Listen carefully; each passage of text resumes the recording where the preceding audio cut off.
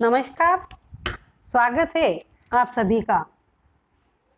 पिछले वीडियो में हमने अनुप्रास अलंकार, यमक अलंकार और श्लेष अलंकार पर चर्चा की।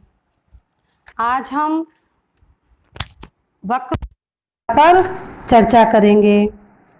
जी हाँ, ये भी शब्द अलंकार के अंतर्गत आता है।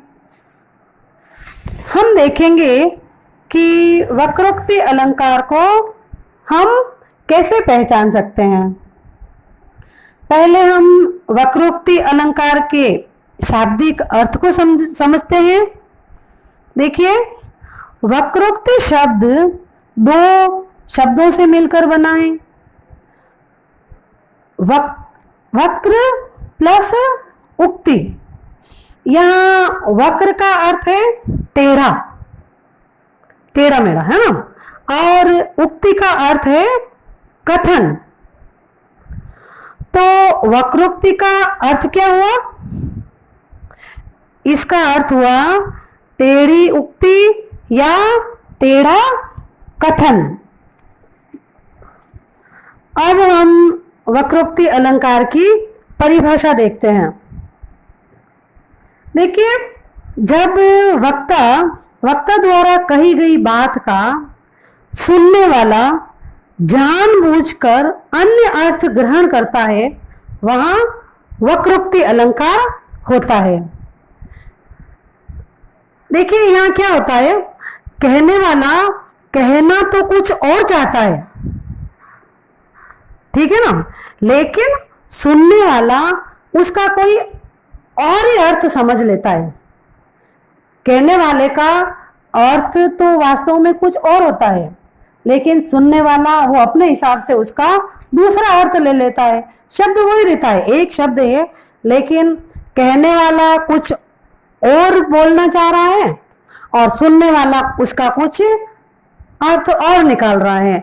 तो यहाँ पे क्या होता है, वक्रोक्ति अलंकार होता है कि जहां कहने वाला कुछ और कहना चाह रहा है और सुनने वाला अपने हिसाब से उसका अर्थ अलग निकाल रहा है। अब हम वक्रोक्ति अलंकार कितने होते हैं, इनके भेद कितने होते हैं, या वक्रोक्ति अलंकार के कितने प्रकार होते हैं, ये देखते हैं। वक्रोक्ति अलंकार के दो भेद होते हैं, या वक्रोक्ति अलंकार दो प्रकार के होते हैं। एक है श्लेष वक्रोक्ति और दूसरा काकू वक्रोक्ति। अब देखिए, वक्रोक्ति अलंकार के उदाहरण देखते हैं।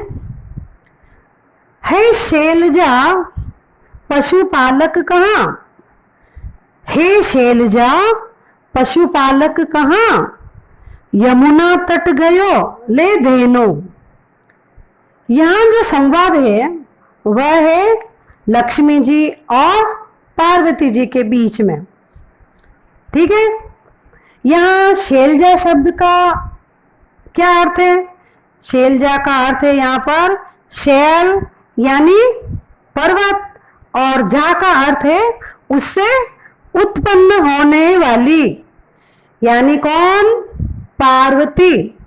शैलजा, शैल से उत्पन्न होने वाली शैलजा, और शैलजा कौन? पार्वती। अब लक्ष्मी जी पार्वती जी से पूछती हैं कि हे शैलजा पशुपालक कहाँ। यहाँ पशुपालक शब्द उन्होंने शिव जी के लिए प्रयोग किया है। क्यों किया है? क्योंकि शिव जी को पशुपति या पशुपालक भी कहते हैं, तो शिव के लिए उन्होंने पशुपालक शब्द का प्रयोग किया है कि हे शैलजा पशुपालक कहाँ, यानी शिव जी कहाँ है, वो पूछ रही है पार्वती से कि शिव जी कहाँ है। अब देखिए, पार्वती जी उनको क्या उत्तर देती है? वे कहती है यमुना तट गयो ले धेनु। अब उन्होंने पशुपालक शब्द का अर्थ क्या ले लिया है? यहाँ पर उन्होंने पशुपालक शब्द का अर्थ लिया है कृष्ण जी के रूप में। कृष्ण, पशुपालक का उन्होंने क्या अर्थ लिया है? कृष्ण के रूप में। इसलिए वे कहती हैं, क्या कहती हैं? वे यमुना के तट पर गए हैं गायों को लेकर। यमुना तट गयो ले धेनु, गायों को लेकर कृष्ण कहाँ गए हैं? यमुना तट पर गए हैं। वो कृष्ण के बारे में बात कर रही है क्योंकि पशुपालक उन्होंने कृष्ण समझ लिया है, और लक्ष्मी जी शिव जी के बारे में पूछ रही हैं कि शिव जी कहाँ गए हैं। तो यहाँ पर क्या हो रहा है? श्लेष अलंकार, श्लेष वक्रोक्ति अलंकार है यहाँ पर, क्योंकि कहने वाला कुछ और कह रहा है, सुनने वाला उसका कोई और अर्थ निकाल रहा है, उसका कोई और अर्थ ग्रहण कर रहा है उस शब्द का। इसीलिए वो जब लक्ष्मी जी कह रही है कि शिव जी कहाँ गए, और पार्वती जी उसका उत्तर दे रही हैं गायों को लेकर यमुना तट पर गए हैं, तो यहाँ श्लेष वक्रोक्ति है। आइए एक उदाहरण और देखते हैं। कहो तुम हैं घनश्याम हम, तो बरसों कित जाए। यहाँ पर राधा और कृष्ण के बीच में वार्तालाप हो रहा है। कृष्ण राधिका जी के कक्ष के बाहर खड़े हैं।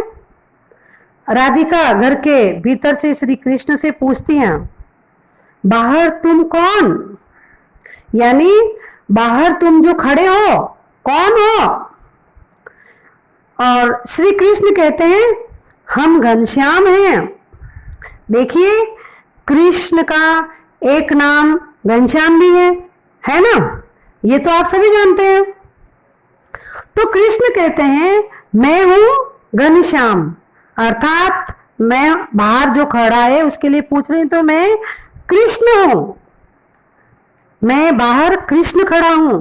लेकिन राधिका घनश्याम का अर्थ जल से भरा हुआ काला बादल अर्थ लगाकर उनको उत्तर देती है, घनश्याम हो तो कहीं जाकर जल बरसाओ। घनश्याम यानी काला बादल, घन मतलब बादल और श्याम का मतलब होता है काला। तो वह कहती है, घनश्याम हो तो यहाँ क्या कर रहे हो? कहीं जाओ और जल बरसाओ, क्योंकि बादल का काम तो क्या होता है? बरसात करना, जल बरसाना। इसलिए वो घनश्याम का अर्थ लेती हैं काला बादल, और उत्तर देती हैं कि बादल हो आप, घनश्याम हो तो यहाँ क्या कर रहे हो? कहीं जाओ और वहां जाकर जल बरसाओ। तो यहाँ पर भी राधिका घनश्याम का अर्थ श्री कृष्ण ना लेकर क्या समझ रही है? काला बादल। इसलिए यहाँ पर भी क्या है? श्लेष वक्रोक्ति अलंकार है। तो ये था वक्रोक्ति अलंकार। अगर वीडियो पसंद आए तो लाइक करें, अपने दोस्तों के साथ शेयर करें और हमारे चैनल को सब्सक्राइब जरूर करें। अगले वीडियो में हम अर्थालंकार के लिए वीडियो बनाएंगे और हम उसमें अर्थालंकार को समझेंगे। तब तक के लिए जय हिंद।